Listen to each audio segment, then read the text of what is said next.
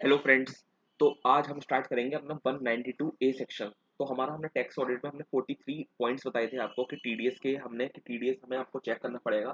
तो टीडीएस से चेक करने से पहले आपको लेजर स्क्रूटनी करनी पड़ेगी। लेजर स्क्रूटनी में आपको इन सेक्शन के बारे में पता होना चाहिए कि ये टीडीएस जो डिडक्ट किया है वो ठीक किया है नहीं किया है, क्या परसेंटेज टीडीएस डिडक्ट होता है। तो ये इस सेक्शन की आपको नॉलेज होनी चाहिए। कहने को तो 43 पॉइंट्स है वो 5 मिनट के अंदर मैंने कंप्लीट कर दिए, लेकिन 5 मिनट के अंदर वो मैंने 43 पॉइंट जो कंप्लीट किए हैं उससे पहले आपको ये सारे पॉइंट्स आपको पता होने चाहिए। ठीक है, देखो रिकंसिलेशन तो आप बना ही लोगे, ठीक है, वो लास्ट की वर्किंग देखा आपने, वो आपने टीडीएस रिकंसिलेशन बना लिया।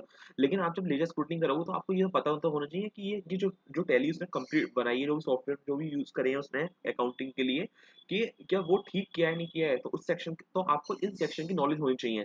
तो देखो हर सेक्शन को मैंने कंप्लीट किया है 5 मिनट के अंदर। इस सेक्शन को भी मैं 5 मिनट के अंदर ही कंप्लीट करूंगा और उससे जल्दी कंप्लीट हो जाएगा, बहुत छोटा सेक्शन है ये। ठीक है, तो आपको अगर थोड़ा सा भी अगर वैल्यू एडिशन हो रहा है इन वीडियो से तो प्लीज सब्सक्राइब करिए इस चैनल को और लाइक कीजिए इस चैनल को। ठीक है, तो हम स्टार्ट करते हैं अपना सेक्शन। तो ये भी हम बेयर एक्ट से ही पढ़ेंगे। तो देखो ये सेक्शन 192 ए सेक्शन क्या कहता है। ठीक है, तो देखो 192 ए सेक्शन कहता है कि accumulated balance of provident fund, क्या पेमेंट हो जाए accumulated balance of provident fund. ठीक है, पेयर कौन होना चाहिए, कोई भी पर्सन। जैसे हमने 192 सेक्शन पढ़ा था कि कोई भी person TDS TDS salary deduct कर सकता है। ठीक है, वहां पे लेकिन पेई कौन सा होता था वहां पे, एम्प्लॉय। तो यहाँ भी एम्प्लॉय है। ठीक है, चाहे एम्प्लॉय रेजिडेंट हो या नॉन रेजिडेंट हो, टीडीएस कितना डिडक्ट होगा 10% का। ठीक है, 10% टीडीएस डिडक्ट होगा यहाँ पे भी।